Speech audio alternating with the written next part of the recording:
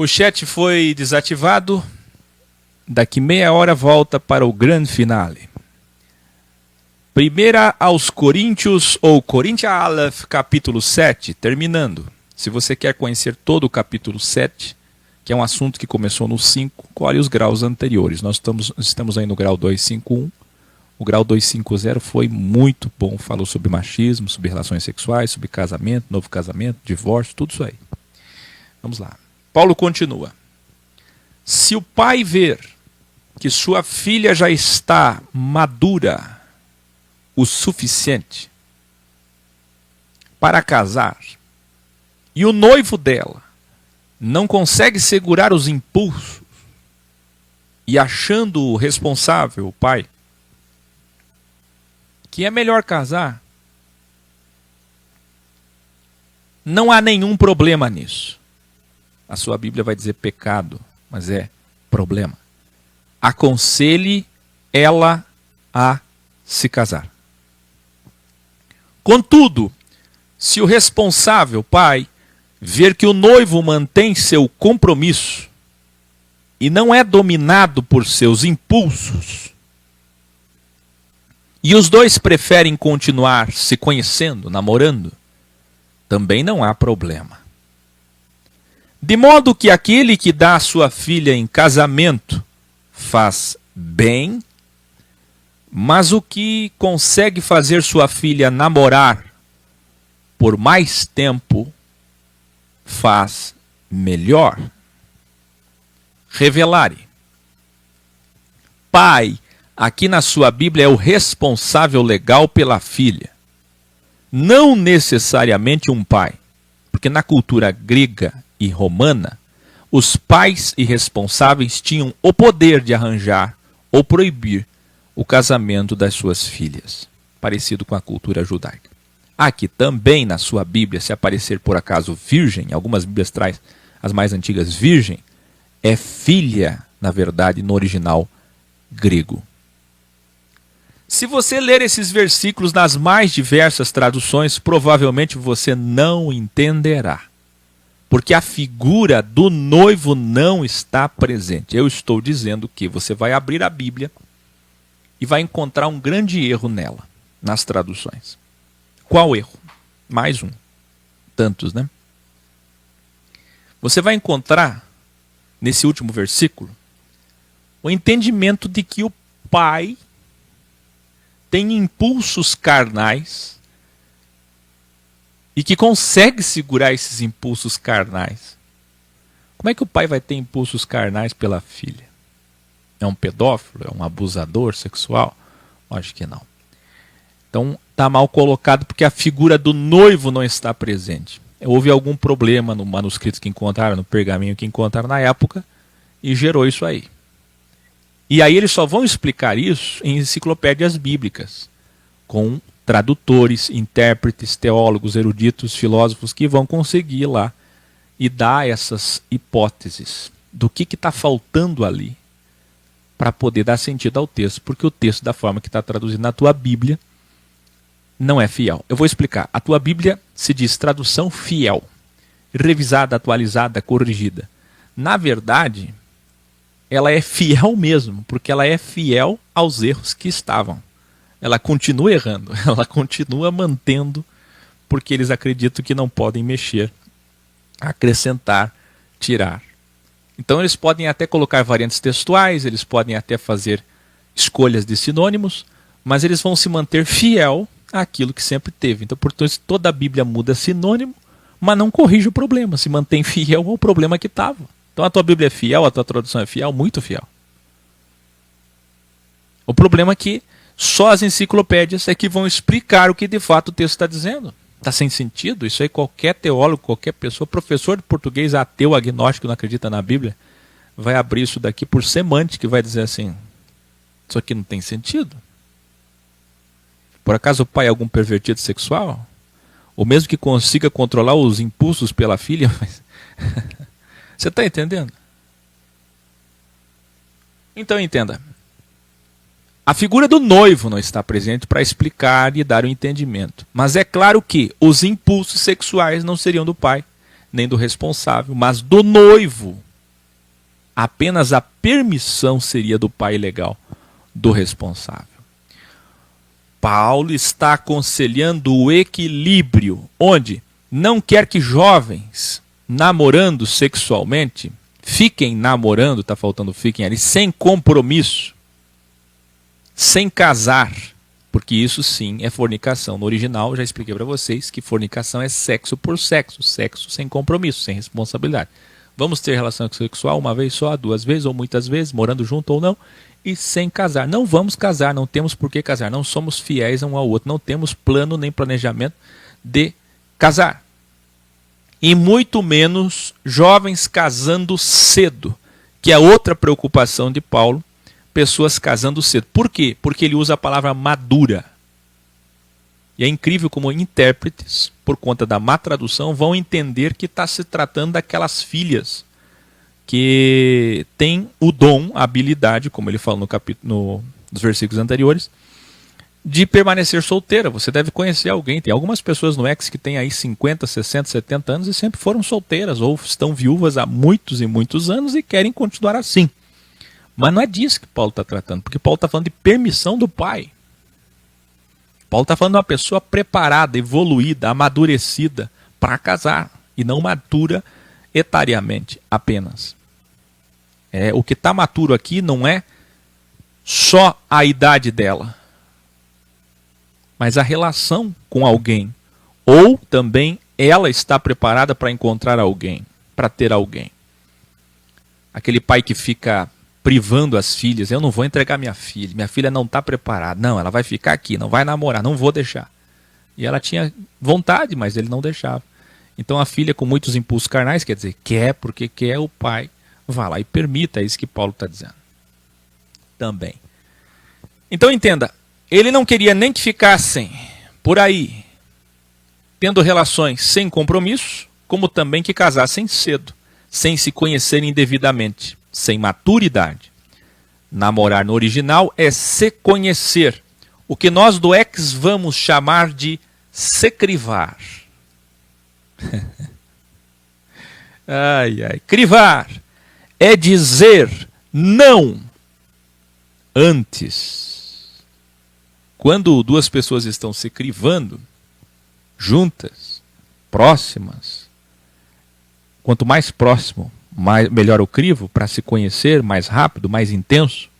Porque uma coisa que eu sempre digo, como é que vai se conhecer com os dois trabalhando em farmácia, mercado, como muitas pessoas em países de segundo mundo e terceiro mundo, como o Brasil, trabalham? Em farmácia é digno, é um trabalho digno, claro, mas pense, uma pessoa que trabalha em shopping, mercado, farmácia e tantos outros lugares é escrava do capitalismo. E aí só pode encontrar o namorado nos feriados e finais de semana. E aí quando se encontrarem vão estar cheios de saudade. Qual é o planejamento? Filme, cinema, carinho, viagem, passeio, fotos. Isso não é se conhecer. Não é suficiente para se conhecer. Vai ter que ter muita habilidade, muita cultura, muita evolução para conhecer. Se conhecer é se miscuir mesmo. É no sentido de crivo, de pegar a peneira, a palavra tribulação, e peneirar, para ver que suco sai. Para ver o que é joio e o que é trigo. Tem que se aproximar, tem que estar muito próximo, muito intenso. Não case sem o crivo, para ver a compatibilidade, para ver se realmente é compatível. Aquelas compatibilidades que falamos, comportamentais, sexuais, sem isso impossível se casar, não há maturidade. As igrejas são sinagogas de cultos e rituais, deveriam ser escolas de Jesus, porque igreja é escola, doutrina é educare, onde solteiros e casais eram aconselhados e ensinados. Sabe, os solteiros, os casados, todas as pessoas, todas possuem dúvidas práticas sobre essas questões e deveriam ter suas questões respondidas nas reuniões como igreja, nas escolas de Jesus, nas salas de aula, que devem ser as reuniões, as mesas de comunhão, e não rituais, oblações, oferendas, cultos e cultos e cultos. Você vai na igreja missa, vai na igreja culto, vai na igreja ceia, quando é que você vai ter suas dúvidas respondidas? Mas aqui a gente tem o M12, o G12, as células em casa, o pastor fala comigo. Eles não respondem, eles não abrem essas questões. Eles têm respostas prontas que nem eles mesmos sabem. Confia no que eu estou falando. Muitos pastores e pastoras que nos assistem estão saindo do sistema conosco e dizendo, assumindo isso, desde 2012. E muito antes que eu começasse, muitos que conhecem bem a estrutura chamada Igreja Cristã de Constantino Lutero e Calvino, sabem muito bem o que eu estou falando. Então você não vai encontrar as respostas para suas perguntas nesses lugares. É muito triste isso. Porque, como eu falei ontem, e vou reprisar aqui, gente que não sabe ser pai, vai ser pai. Menina que não está pronta para ser mãe, vai ser mãe. Isso é muito grave. E é culpa de vocês pais. E é culpa de todos esses pastores e padres que, ao invés de ensinarem, são falsos mestres, porque estão inventando liturgias, cultos. Eles deveriam ser mestres, eles deveriam ser professores, eles deveriam tirar as dúvidas das crianças, dos jovens, dos adultos. Está cheio de gente sofrendo. E aí o que eles dão para vocês? Campanha, oração, pedidos de oração. Isso é a mesma coisa que uma pessoa chegar agora num hospital e dizer, eu preciso de uma cirurgia, senão eu vou morrer. E eles darem para ele um comprimido, um calmante. É isso que as denominações fazem. Elas não curam. Elas dão soluções paliativas que matam com o tempo. Você entende? Igreja é escola. Quanto à última expressão, que diz, abre aspas, mas o que consegue fazer sua filha namorar mais tempo faz melhor, pode ser também traduzida no original como, abre aspas, mas o que consegue ter sua filha solteira em casa por mais tempo, ou, abre aspas, mas o que tiver sua filha solteira em casa sem relações sexuais faz melhor. Porque ele está falando de impulsos. Então não vai pensar também que é aquela mulher que, então não preciso casar, só ter minhas saídas de vez em quando com alguns homens. Ou o homem ter com algumas mulheres. E não preciso casar. Paulo não está dizendo isso. Paulo está dizendo daquelas pessoas que têm controle sobre seus impulsos. Ou seja, que têm a habilidade do celibato. Não tem vontades sexuais, não tem necessidade afetiva. Até tem, mas se controla. Escute, pela coerência a tradução faz mais sentido com o verbo namorar, se conhecer, pois o texto está falando de duas coisas. Impulsos e noivos. Eu diria até uma terceira que eu não coloquei aqui, que é a maturidade da jovem. Paulo continua. Quanto às viúvas, elas podem se casar, mas aconselho que casem com cristãos. Originais, hein? Enquanto o marido estiver vivo, para o Criador, a mulher está ligada ao seu marido. Melhor ainda, se a viúva conseguir ficar sozinha, pois ela será mais feliz, pois terá menos preocupações. Esse pois terá menos preocupações faz alusão ao que ele tinha falado no mesmo contexto em versículos anteriores, quando falou às viúvas e aos casamentos e aos solteiros, dizendo que se eles casassem, eles teriam muitos problemas, muitas preocupações. Porque não conseguem cuidar das coisas do Senhor. Veja, Paulo está colocando prioridades. Ele está dizendo que casar faz bem, mas bom mesmo é se vocês pudessem ser como eu, se vocês pudessem refrear os desejos. Agora, Paulo é muito evoluído nisso. Paulo tem uma missão extraordinária e consegue ser assim. Mas ele não está dizendo para ninguém seguir aquilo que não foi chamado. Pelo contrário, se tem uma coisa que Paulo sempre ensinou é siga aquilo que você recebeu. Ele na tua Bíblia tem uma tradução mística que diz assim, recebeu de Deus. Cada um recebeu de Deus um dom, como se alguém tivesse recebido de Deus. É como se Deus olhasse e dissesse assim, esse aqui eu quero que seja solteiro, esse aqui eu quero que seja frígido, esse daqui eu quero que seja tenha bastante apetite sexual, bastante libido. Não é isso que Paulo está falando. A tradução da tua Bíblia dá uma conotação mística, mas não é isso. Paulo está querendo dizer o seguinte, nascem as pessoas, sem interferência direta de Deus, as pessoas nascem assim. Depende da genética, depende do sangue, do gene, o ciclo, enfim. Seu pai escolheu sua mãe escolheu seu pai e teve você. E você nasceu assim, nessa imiscuidade. Você nasceu assim, você é fruto dessa mistura de genes e nasceu com um comportamento, com uma personalidade. Não foi Deus que escolheu que você fosse assim. Nasceu assim, Deus nunca interferiu. E assim nascerão todos os homens, até o último homem, em 7.000 anos. Você entende? E dentro disso, Paulo está dando conselhos. Olha, se preocupar para quê? Se você pode. Para que nenhum judeu bíblia chegasse e dissesse assim, tem que casar, hein? Ficar solteiro não. Os judeus costumavam forçar as pessoas a casarem. Típico do que acontece com as igrejas hoje. Você tem que casar e casa errado. E o problema não é não só casar errado, que vai gerar trauma e tantas outras consequências, mas ter filho. Que aí assim é um vínculo. Um vínculo eterno. Se você tem filho com alguém e esse casamento dá errado ou essa relação dá errado, e aí? Tudo isso é consequência grave, gravíssima, que você vai sofrer o resto da vida. Então Paulo está levando tudo isso em consideração e está dizendo, olha, é bem complicado, melhor mesmo é não se envolver nisso, porque as consequências são graves. É só você ver as pessoas por aí. O que tem de gente com filhos de diversos homens, filhos de diversas mulheres. Eu conheço casos assim no na minha família, externamente, casos terríveis. É muito triste essa questão da falta de instrução, falta de preparo. Ninguém deveria casar sem instrução. Ninguém deveria ser pai e mãe sem instrução. Ninguém.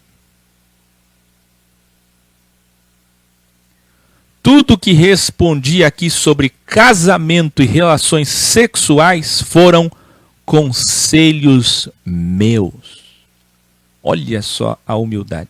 Penso que o Espírito de Cristo que está incorporado em mim, que está habitando em mim, que está encarnado em mim, na minha consciência, me orientou a responder da forma que eu respondi assim. Mas são conselhos meus. Você prestou atenção nisso? E aqui termina 1 Coríntios capítulo 7.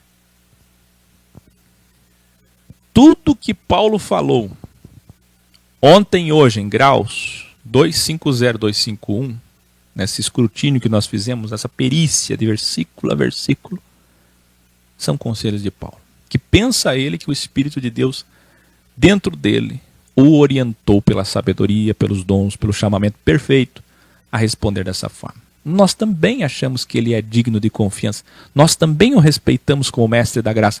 Nós também entendemos que o Espírito de Cristo estava orientando ele, porque nem ele tinha noção de que o que ele estava escrevendo seria escolhido para ser Bíblia 500 anos depois.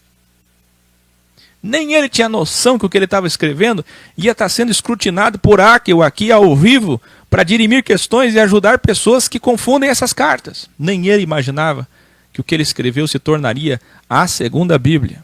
O que ele falava, ele sabia que era a segunda Bíblia, o entendimento da graça, mas ele jamais entenderia que os escritos dele seriam tão importantes. Até poderia entender que esses pergaminhos chegariam nas mãos de muitas pessoas, mas jamais ele imaginaria como chegou, como é hoje a importância dele, do que ele escreveu.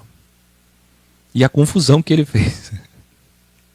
Porque se ele tivesse noção do que o que ele escreveu ia ser tão mal interpretado, eu tenho certeza que ele teria escrito na linguagem mais infantil possível. Ele não teria usado uma linguagem como ele usou. 1 aos Coríntios, ou Coríntia Aleph, capítulo 8. Eu preciso frisar isso aqui. Paulo está dando conselhos. Nem ele ousou fazer dogmas, doutrinas dele, humanas, na graça. Aprenda isso. Como podem esses pastores criarem dogmas na graça? Capítulo 8. Agora Paulo vai escrever respondendo resumidamente aos coríntios sobre as mesmas questões pagãs e judaicas do nosso texto áureo de Romanos 14. Antes que Paulo inicie, você que está chegando agora precisa colar o grau Romear, capítulo 14. O capítulo 14 de aos Romanos é um capítulo de amor, de respeito, de luta contra o preconceito, do fim da problemática do sábado, da observância da lei, da proibição de alimentos. Romanos 14 é crucial para você que está deslegalizando, você que está saindo do legalismo da Bíblia. Respondo agora a vocês sobre os alimentos usados em oferendas aos deuses. Bem sabemos que todos temos conhecimento. Conhecimento aqui é muito além de gnosis, de logia, de logos. Está falando de evolução. Você vai entender no final. Toda vez que Paulo falar em conhecimento nessa introdução, está falando em evolução. Todos temos ciência. Todos temos gnosis, logos, razão, intelecto, consciência, evolução. Aí ele diz: esta evolução, este conhecimento, traz ego. Nós ficamos orgulhosos quando achamos que sabemos alguma coisa. Mas o amor realmente evolui. Quem pensa conhecer alguma coisa, ainda não conhece como deveria. Mas quem ama o Criador, este realmente tem conhecimento sobre o Criador. Que lindo isso. Revelare. Que linda forma de iniciar a resposta. Paulo está dizendo que o verdadeiro sábio é aquele que ama, pois o amor vence o ego. Selá. Os conhecimentos humanos só produzem ego, teologia, filosofia, universidades, livros, cultura humana, mas o amor vence o ego.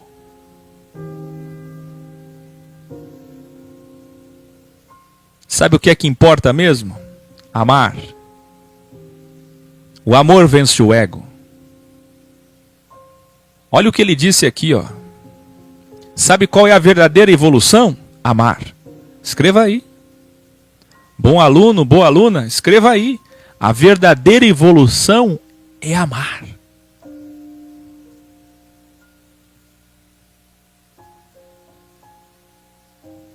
Porque quem ama já venceu o ego. Paulo continua. Sabe, isso é tão grave que isso prova que toda vez que você ver uma pessoa egoísta, isto é, uma pessoa que pensa em si, que não cedeu, não mudou alguma coisa por outra, é porque não teve amor. Não há amor. Ou há amor insuficiente. Porque o amor, quando existe, é intenso e é suficiente. Ele é capaz de fazer você vencer a si mesmo. Se você realmente ama o Criador, você vai se humilhar. Você vai aceitar o que é a verdade. Se você realmente ama as pessoas onde o Criador habita, você realmente vai ceder, vai se humilhar, vai aceitar. Por isso que o crivo, ele é transparente. Ele é exatamente o que é. O crivo não tem erro, é inerrável. O crivo não se equivoca. Se existe um crivo, revelará quem você é, se você ama ou não ama. Porque quem ama vai sempre ceder. Isso é evolução. Quer dizer, você pode ter muitos conhecimentos, você pode saber muitas coisas, mas o verdadeiro evoluído é aquele que conheceu a si mesmo e que sabe a destruição.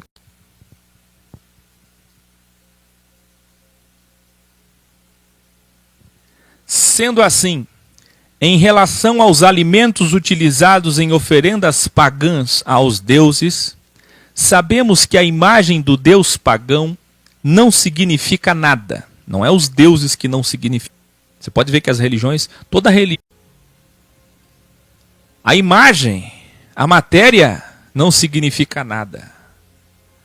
No mundo, pois, neste mundo onde estamos, nesse crivo, só existe um Criador, um Senhor, um Deus. Mesmo que no mundo existam muitos deuses, alguns no céu, como acreditavam os gregos, nas nuvens, outros na terra, acima das nuvens, outros na terra, sim. Aqui envolve panteísmo, universalismo, politeísmo, paganismo em geral. Sim, de fato, existem muitos deuses. É incrível isso aqui. Revelare. Paulo aqui admite que existem, sim, muitos deuses, mas sem entrar em polêmica.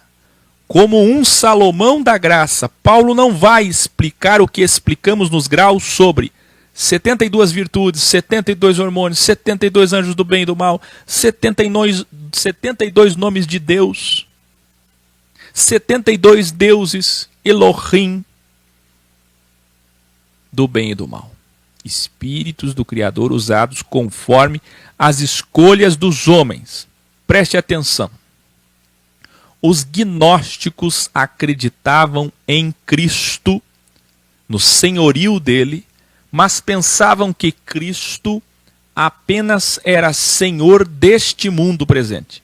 Pois existiam outros senhores, deuses, a palavra Deus, título Deus, significa senhor do céu e da terra, ou da matéria e da imatéria, imortal, em outros planetas, em outros mundos. Olha isso, extraterrestres.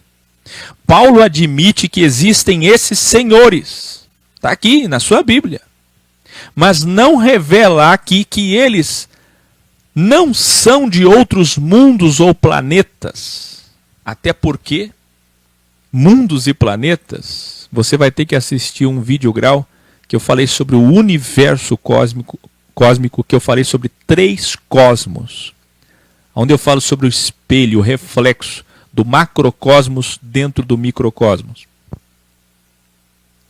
Escuta isso. Ele não vai revelar isso, mas sim espíritos, emanações divinas, conforme as escolhas dos homens, árvore da vida e da morte, bem e mal, como já revelamos. Digo isso porque os teólogos são treinados para chamar vocês de gnósticos. Alguém começou a estudar teologia, entrou em site de heresia, seita e herege, ou delta, seita, heresia e herege. É a primeira coisa que você aprende para ser teólogo. Dentro da teologia sistemática, seitas e heresias. Primeira coisa, não importa a teologia que você fizer, aonde você fizer teologia, eles vão colocar dentro da tua cabeça, mesmo que você nunca faça teologia, mas que você vá em sites procurar respostas, quem fez aqueles sites, quem fez aquelas respostas, são pessoas que estão envenenadas, contaminadas, eivadas de teologia. Portanto, tudo é teologia. Aí você aprendeu com elas. Tudo que você sabe, você aprendeu com elas. Aí você vem aqui dizer, o Arquio está ensinando maniqueísmo. O Arquio está ensinando Marcion. Não. Marcion e maniqueísmo é dualismo, não é dualidade. Aí vem aqui, o Arquio está falando sobre gnosticismo. Onde você for. Então, prestem atenção. Evoluam vocês que são do X. Muitos vão chamar vocês de gnósticos. Mas não tem nada, nenhuma relação entre nós e os gnósticos. Nem microscopicamente há uma relação entre nós e os gnósticos. Os gnósticos falaram alguma verdade, como perpassa a verdade por muitas filosofias e muitos lugares. Então preste atenção. Eles vão ser treinados para chamar vocês de gnósticos. E vocês precisam conhecer isso para refutar suas mentiras maldosas. Na verdade, isso não começou com gnósticos. Os gnósticos apenas copiaram algo que começou muito antes, na Grécia Antiga, quando surgiu o enoteísmo. Na Grécia Antiga, muitos eram enoteístas. Isto é, acreditavam em um Deus, por exemplo, Zeus, mas também em outros muitos deuses. É a segunda vez que Paulo confirma isso. Nós já vimos isso em Atos Macelerrim, capítulo 17. Procure o capítulo 17 para você ver essa afirmação de Paulo, quando Paulo estava ensinando os pagãos sobre... Lá em Atenas ele falou isso, falando sobre os deuses. De fato ele disse, existem muitos deuses. E aqui ele confirma, como está aí no título desse grau, Paulo prova a existência da dualidade. Porque espíritos do bem, espíritos do mal, anjos do bem, anjos do mal, deuses do bem, deuses do mal. Sim. Só que o que ele não explicou, e você vai saber agora, é que essas divindades não são outras. Tudo vem dele. Olha a diferença. Então você tem que saber refutar isso aí, porque vão chamar vocês maldosamente de gnósticos. Aliás, tudo que aparece na Bíblia para o teólogo é gnóstico. Nunca é ele, o Bíblia, o legalista, o fariseu. É sempre os gnósticos. Aqui, esse problema dessa carta aqui que estava acontecendo é os gnósticos. Então, presta atenção. Todo rabino que conhecia os mistérios ocultos sabia disso. Portanto, os rabinos da sabedoria de Salomão, e não precisa nem Salomão, Moisés, que conheceu Deus como ele de fato é, a sua ciência dual. Ciência dual. Como é que Deus é? Ciência dual. Lembra de Eva? Lembra do fruto? Conheciam a dualidade, bem como o Deus dos deuses. Se você abrir sua Bíblia agora em Devarim, Deuteronômio 10, 17, no Salmo 136, versículos 2 e 3, você vai ver a expressão dizendo... Se você pega esse texto e coloca na mão de pessoas eruditas, vão surgir imediatamente duas interpretações. É fato. A primeira que vai dizer, olha... Esses deuses aqui está se referindo aos deuses imaginários que os homens fizeram e que não existem. Só que se você observar com mais carinho, você vai para a segunda interpretação, que é no todo. Você tem que olhar de cima, holisticamente, de ponta a ponta. Quem conhece a Bíblia periciada, de ponta a ponta, vai ver lá Gênesis 6, Gênesis 8, Gênesis 10, Gênesis 2, Gênesis 1, Gênesis 11. Jó, Isaías 45, Amós 3:6 e por aí adiante. E você vai entender essas coisas. Mas é que tem que conhecer para de fato ter a interpretação correta do que Paulo está falando. A teologia cristã e parte da teologia judaica escondem isso. Inventam anjos caídos, Lúcifer e outras cortinas de fumaça para ocultar a dualidade. E a existência dos daimons, demônios, espíritos de homens híbridos mortos no dilúvio, como nós revelamos nos graus sobre dualidade. Adquira o livro Sabedoria Suprema X e colhe os 145 graus para entender isso. Antes disso ainda, o Criador já tinha formado o reino das trevas e agora tinha espíritos malignos para aqueles que o rejeitam, escolhendo o mal. Então, tudo isso é representado, alguém me perguntou agora há pouco sobre os 7 espíritos que aparecem no Apocalipse. 7, X, mesmo significado de incógnita, X, Y, Z, poli, muitos. Mesmo significado de todo, mesmo significado de santo, mesmo significado de perfeito. Entende? Então, não há lugar que o Espírito de Deus não esteja, em toda a humanidade, em toda a criação, em todo lugar, em todo o universo. Tudo foi feito por ele. E os seus espíritos podem até fazer o bem, que é aqui que os umbandistas, por exemplo, umbandistas se enganam. São leais, mas não se esqueçam, meus caros umbandistas, eles são vingativos e invejosos. Nós estávamos indo para a casa da Sor Terezinha, numa noite muito agradável, ela, Maria, José, Márcia, Vanessa, e ali, no caminho, nós vimos muitos umbandistas na segunda-feira fazendo suas oferendas nas esquinas de Porto Alegre. Vocês que são de Porto Alegre ou já vieram a Porto Alegre devem saber que aqui, em Gramado também, é o lugar que mais tem umbandistas. Mais do que na Bahia, mais do que no Nordeste. É impressionante. Então, meus caríssimos gaúchos, gaúchas, nordestinos que são umbandistas, prestem atenção, ou pessoas do candomblé. Cuidado.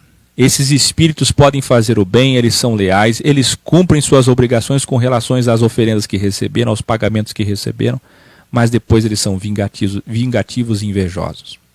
Eu tive a alegria de conhecer um casal, que devem estar me assistindo agora, lá de São José, Forquilinhas, se eu não me engano, que eles foram do candomblé, da Umbanda, e nós estávamos conversando muito sobre isso. O Emerson também passou por lá, né, Emerson?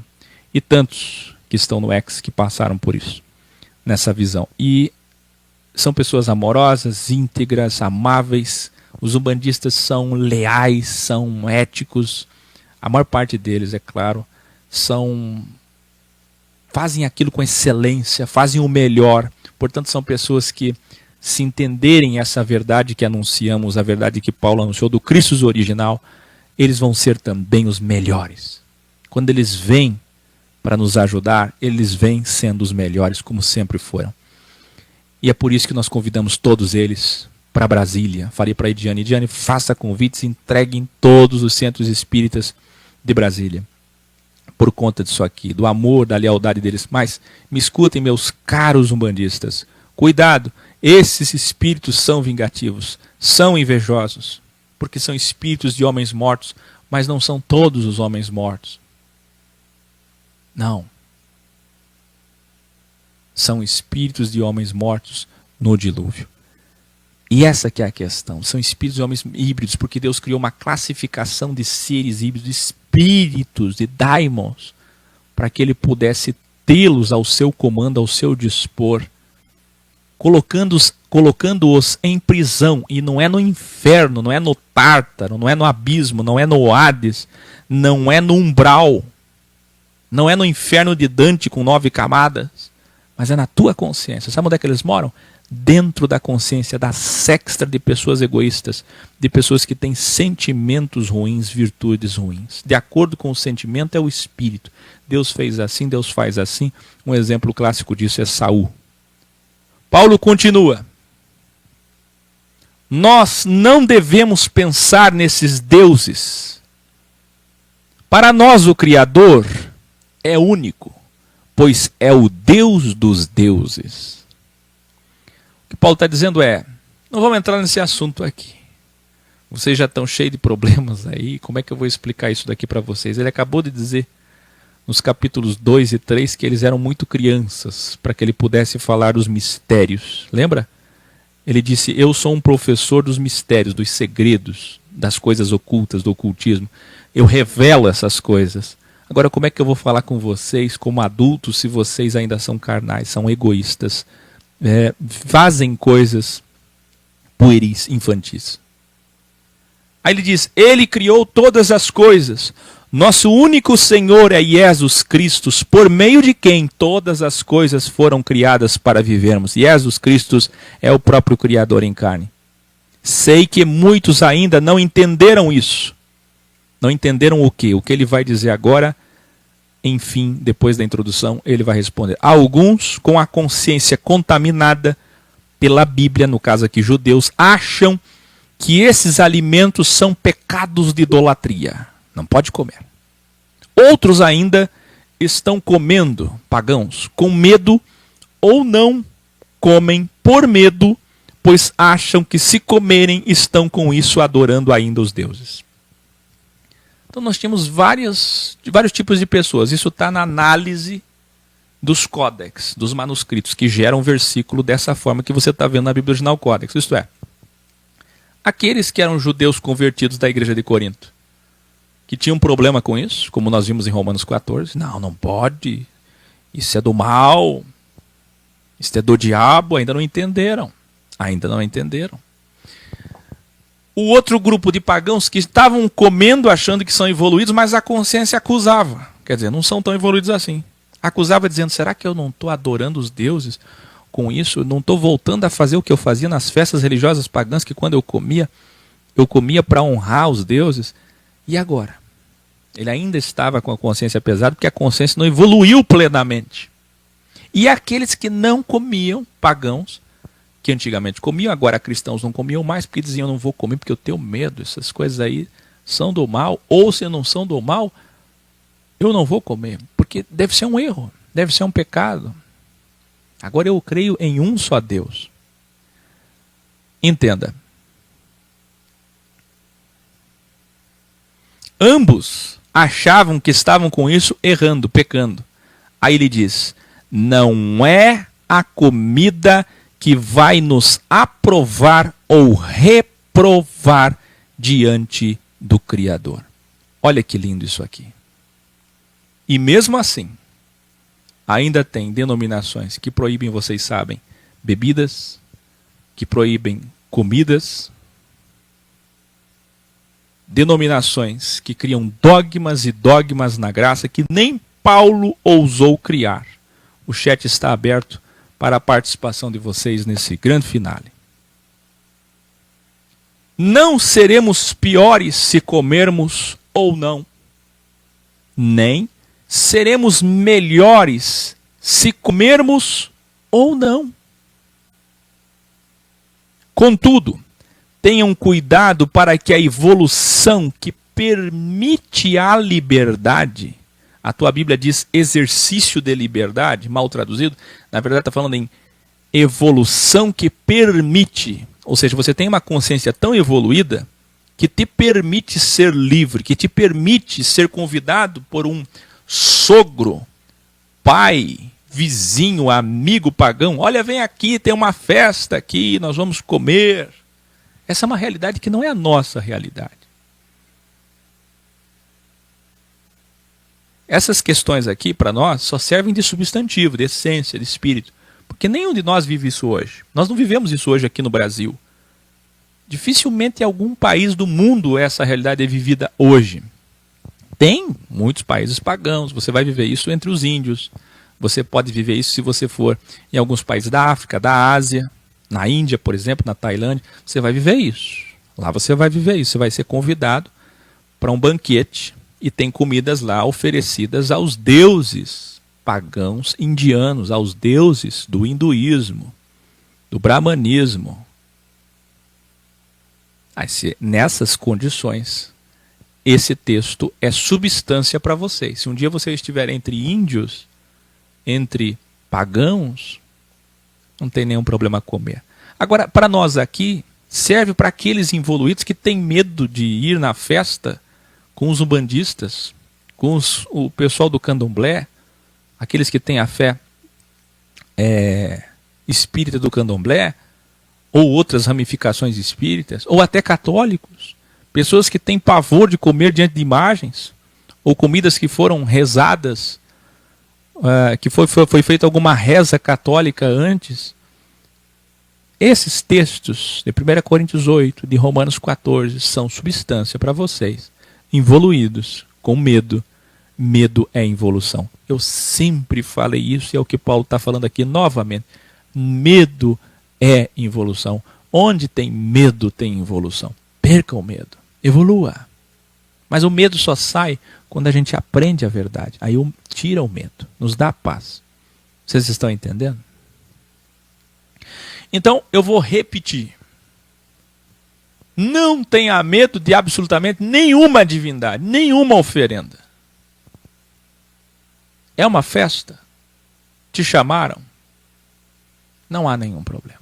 Desde que aí vem a restrição do que estava acontecendo lá em Corinto. Contudo, tenham cuidado para que a evolução que permite a liberdade de vocês não seja um obstáculo, um empecilho para os involuídos, que a tua Bíblia sempre vai chamar de fracos.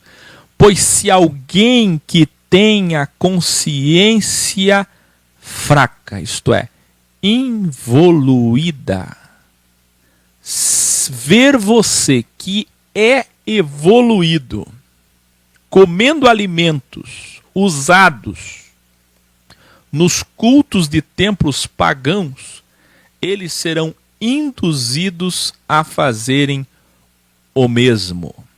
Olha isso. Porém, sem a consciência evoluída de vocês. Revelare. Mais uma vez, Paulo está abordando a verdade relativa. Vocês estão prestando atenção que a Bíblia toda tem verdade relativa, matemática de Deus, 72 deuses, dualidade, tudo que eu ensino, quântica, está em todo lugar. Tudo que eu ensino, Deus não interfere, tudo aqui, ó. A verdade está aqui, ó. É só pegar qualquer Bíblia, só que tem que ser periciada, tem que ser vista, sinônimo a sinônimo com amor.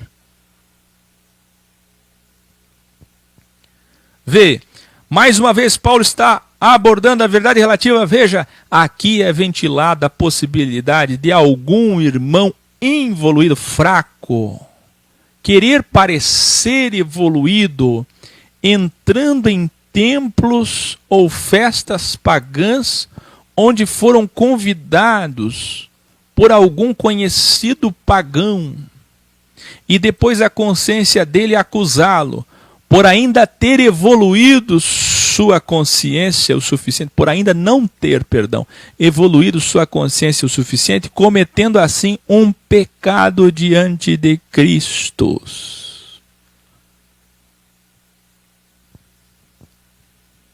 Quem está comigo na aula?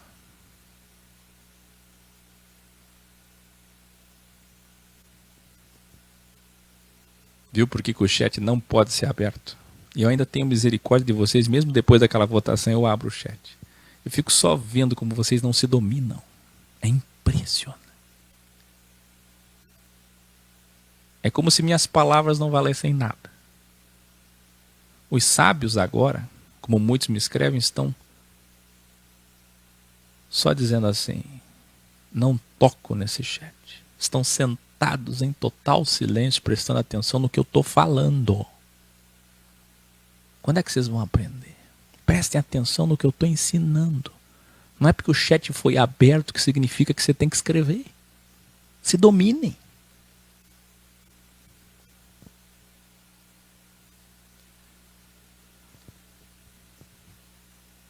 Olha o que Paulo está dizendo, meus caros. Alguém foi convidado por um conhecido pagão para ir numa festa. Vocês lembram que Paulo falou em 1 Coríntios 6, 5 e 6, para termos relação com as pessoas que são do mundo, que são pagãs, para iluminar elas. Então você tem que ter relação com elas. O que você não pode ter relação é com quem você não pode ter relação? Com as pessoas que se dizem cristãs. Esse cristianismo imoral, antiético, pagão, paganizado, esse você tem que se afastar. Agora veja, fui convidado. Vai lá. De repente alguém te vê, naquele dia ou em outro, e diz, por que você estava lá ou por que você está aqui? Não há problema, meu caro. Eu sou livre, eu posso comer o que eu quiser. Não é porque eu estou aqui, eles são pagãos. Eu fui pagão, hoje eu sou de Cristo. Eu sou da graça, eu estou comendo aqui livremente. Qual o problema? Nenhum problema. Isso não é pecado, isso é pecado para ti. Já não é? Então se não é, também vou comer. Só que aí come, vai embora e a consciência começa a acusar. Onde é que está o acusador? Na sexta. O que Paulo está dizendo é, beba vinho, beba cerveja, equilibradamente, se você gosta, mas nunca tenha uma vozinha aqui, ó, por menor que seja o volume, acusando. Porque se tiver essa voz foi deixada ali por Deus desde o início, para mostrar a tua evolução, a balança, o equilíbrio. Que se ela está pesando aqui para o lado esquerdo e essa voz tem volume, e quanto maior o volume, maior a involução, é porque você precisa evoluir. E você não pode fazer algo que a tua consciência não aprova, que é o que Paulo falou em Romanos 14. Então Paulo está dizendo o seguinte, quem é evoluído, cuidado, você vai fazer isso na frente dos evoluídos, os evoluídos vão querer também, e vão querer mostrar que são evoluídos e não são. Isso é uma coisa que se nós formos analisar, periciar, olha, dá para aplicar em tudo como substância. Quer ver um exemplo? Há aqueles que vão na praia. Há alguém que vai dizer, então se pode ir na praia, eu também vou. E aí vão se perder. Eu estou vendo muita gente do X, principalmente Santa Catarina. Santa Catarina, me espere dia 29.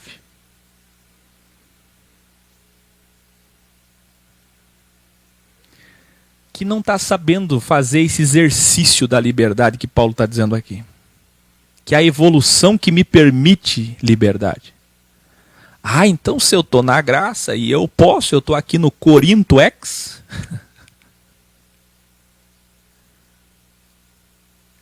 Então eu vou poder fazer o que eu quiser. Eu sou livre. Aí porque alguém bebe, eu bebo. Porque alguém faz, eu faço. Porque alguém vai, eu vou. Porque alguém está lá, eu também vou.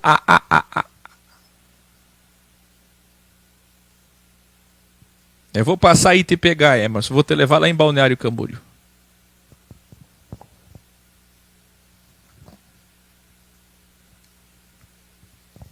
Isso é muito grave. Porque muita gente que, quando desigreja, quando conhece a evolução, se perde. Se revela fraco. Então vocês que realmente são evoluídos, eu vou dizer uma coisa, são poucos que são realmente evoluídos. Não provoquem os involuídos. Espera eles evoluírem. Paulo continua. Se provocarem os involuídos, por quem Cristo também morreu, eles poderão ser confundidos, ficarem confusos e até se perderem. E até serem destruídos. Por causa da evolução de vocês. Por isso que Paulo começou falando de amor. Revelare, por esta razão, Paulo inicia respondendo esse capítulo, essas questões, falando em conhecimento, pois está falando em evolução da consciência. Aí que eu falo tanto em evolução da consciência e vocês dizem, onde é que está isso na Bíblia? Em toda a Bíblia. Romanos 14, 1 Coríntios 8, em toda a Bíblia. Agora Paulo vai falar de matemática de Deus e amor horizontal, como revelamos nos graus. Você quer ver? Paulo continua. Se você provocar os irmãos não evoluídos dessa forma, comendo na frente deles, bebendo na frente deles e dizendo eu sou livre, qual o problema? Poderá ferir a consciência deles e assim estarão ferindo o próprio Cristo que habita neles, que está na consciência deles. Quando você fere um próximo, um irmão, um aluno, como você, alguém do seu lado, você está ferindo o próprio Cristo. Calma, cada um tem sua evolução, cada um tem seu tempo. É verdade que tem pessoas que são apáticas, inertes, não estudam, não evoluem, demoram. Mas calma. Mesmo assim, você não pode fazer nada a não ser aconselhar e dizer, querido, se esforça. É como eu aqui no programa todo dia, se esforça, se esforça. Mas o que eu posso fazer além disso? Cada um domina o seu ego, cada um tem sua consciência, seu ego, cada um vai dar conta de si. A minha parte como professor está feita.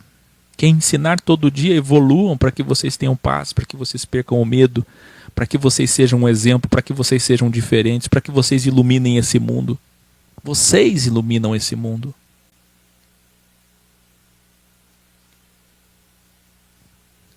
Portanto, se minha evolução ofende meus irmãos involuídos, estou pecando, isto é, estou errando.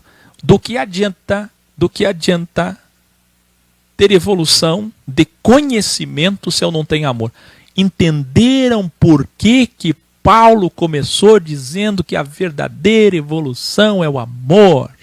Que é o amor que nos faz evoluir, que é o amor que é a verdadeira evolução, que é o amor que vence o ego, porque Paulo está dizendo o seguinte, conhecimento vocês têm, mas aí vocês ficam egoístas, orgulhosos e dizem, agora eu entendi que sou livre, agora eu entendi que sou desigrejado. Veja que as pessoas não sabem lidar com drogas, com remédios, com o volante, com armas. As pessoas não sabem, poucas pessoas têm domínio sobre uma Bíblia, sobre a sua boca, sobre os seus dedos. Vocês não conseguem nem se segurar nesse chat. sobre seus impulsos sexuais. Isso tudo é evolução. Prove que você é evoluído assim para mim. Prove que você domina teu ego, teus dedos, que você sabe falar na hora certa, que você sabe... Veja os desigrejados. Aqui mesmo, nesse dízimos,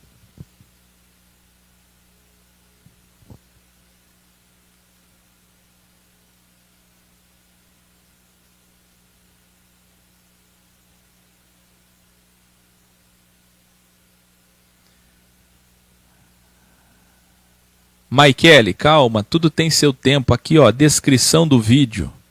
Entre em contato, os contatos estão tudo aqui na descrição, no aplicativo. Alguém fala com a Maikele depois, passa o contato para ela. É isso que eu estou falando, sabe? Calma, calma, tudo tem seu tempo. Bem-vindos, quero vê-los em Balneário Camboriú. Mas aprendam a agirem elegantemente, da forma certa, no tempo certo. Vocês entendem? Eu já estou quase encerrando, quase encerrando. Eu preciso da sua atenção para a sua evolução só um pouco mais. Olha lá, a Mauri fazendo pergunta, vocês não... Você sabe por que eu me preocupo? Não é com o chat que eu me preocupo. Não é com o chat, é com a evolução das pessoas. Parece que não entra no coração delas. Eu estou falando que elas precisam se dominar e imediatamente, enquanto eu estou falando, elas agem evoluidamente.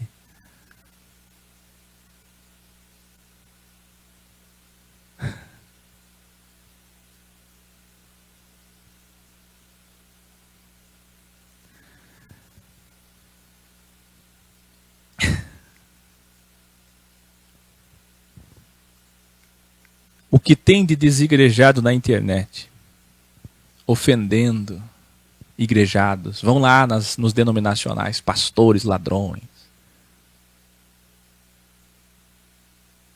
Eu até vou dar uma ideia para vocês, quando vocês forem fazer faixas e manifestações dos pastores dos templos, coloque umas faixas assim, ó, com frases de amor, escrito assim: irmãozinhos amados por nós, que ainda estão nas sinagogas cristãs, não nos julguem, nos conheçam primeiro. Coloque uma faixa bem grande escrito isso. Irmãozinhos queridos.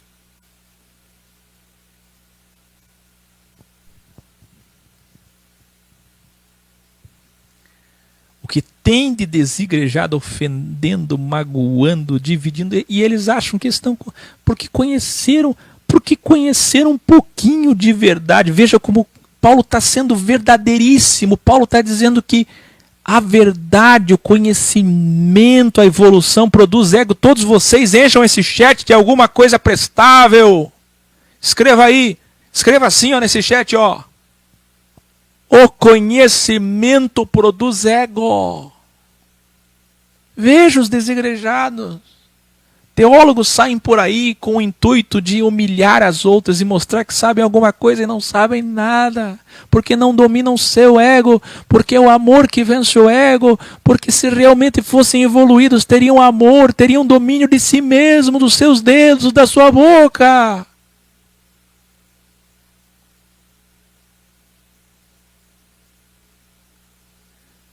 Aí saem do sistema religioso de alguma denominação e ficam julgando, condenando, citando textos para julgar e refutar. Veja, uma coisa é responder pessoas arrogantes que vêm nos apedrejar, são do sistema e com preconceito, vêm com orgulho nos apedrejar porque são maus ou são ignorantes. Outra coisa é vocês fazerem isso nas redes sociais de vocês. Se a tua rede social está cheia desses compartilhamentos com linguagem raivosa, hostil ao sistema, exclua tudo isso, saia disso, espalhe amor, vença a si mesmo. Você está dando para eles a mesma coisa que eles dão. Isso não é metanoia, isso é mais do mesmo, é o mesmo de sempre. Paulo está dizendo, quer ser evoluído? Ame.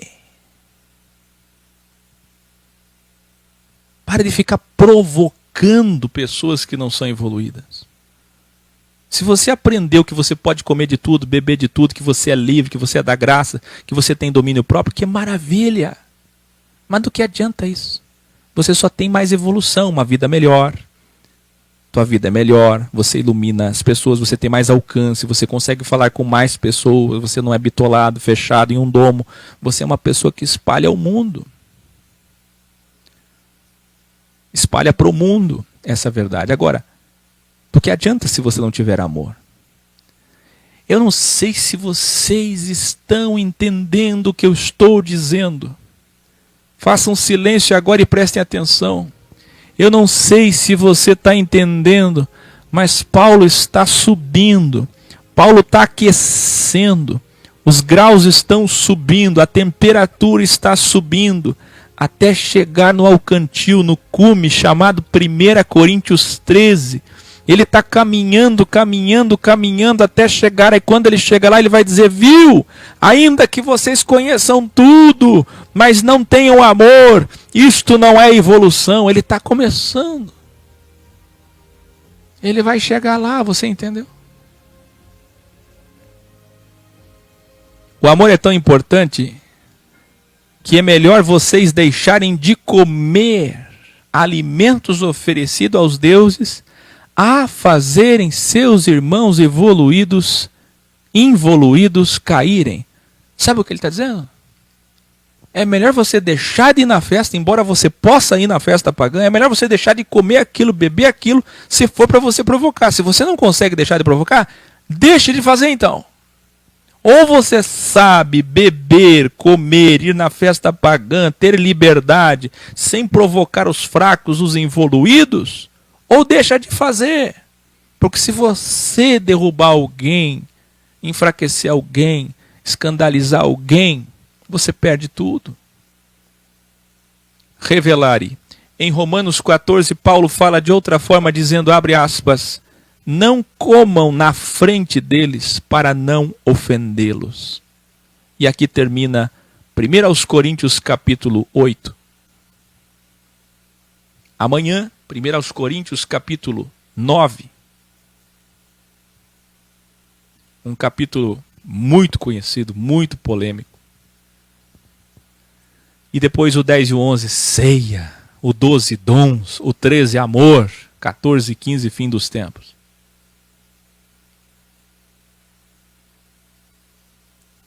Aliás, o 14, profecia, reunião, e o 15, fim dos tempos. Tudo está tão lindo. Mas eu fico agora tentando imaginar esse casal que está aí no sofá, assistindo uma Smart TV ou no celular, deitados, em total silêncio. Chegam até a voltar para ouvir de novo, até entender.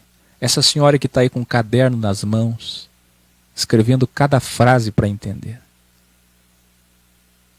Você, jovem, que passa o dia inteiro cogitando, pensando, repensando as coisas que foram faladas aqui. Você que passa o dia inteiro ansioso por chegar a hora do programa, porque dá valor a tudo isso aqui. A minha mente está agora metafisicamente conectada a vocês. Eu estou procurando vocês. Eu estou com os olhos da alma tentando encontrar onde estão essas pessoas que de fato estão entendendo todo esse conhecimento que está sendo dado aqui. Que precioso. Muito agradecido a todos vocês. Amanhã estamos de volta. Faltam 2.600 versículos. Já passaram-se 4.000. Nós vamos chegar lá. Participe das reuniões, dos encontros, das manifestações. Falta um mês para Brasília. Dê seu nome para Brasília. Vamos nos encontrar lá. São 3 dias de festa. Boa noite.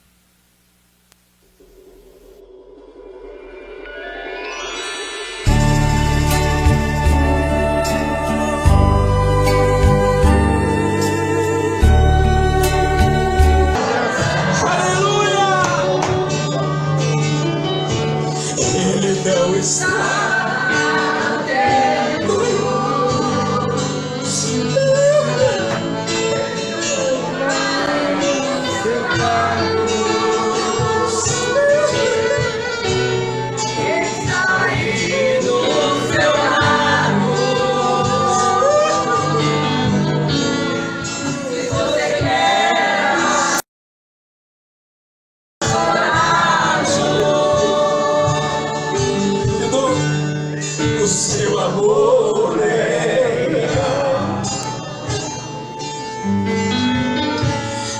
amor sincero.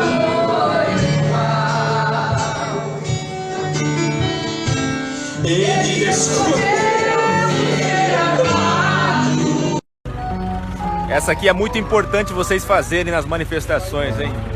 Você sabia que 15 milhões de pessoas saíram dos templos? Aqui o pessoal vai passando no parque, na feira, e vai lendo a mensagem. Essa aqui tá linda, ó. Olha só.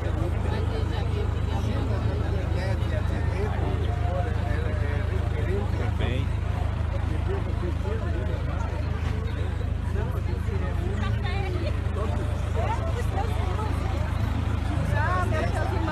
Vocês viram quantas faixas, quantas pessoas vieram manifestar aqui na capital gaúcha? Rio Grande do Sul tá de parabéns.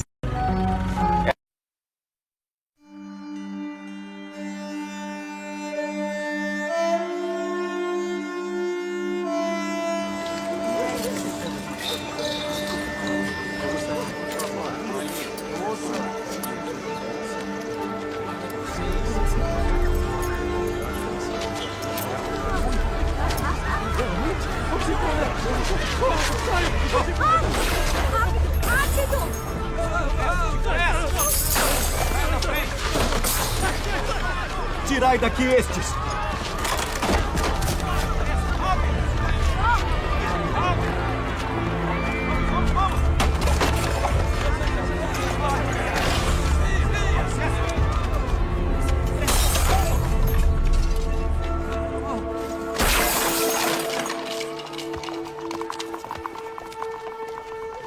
Não façais da casa de meu pai casa de venda!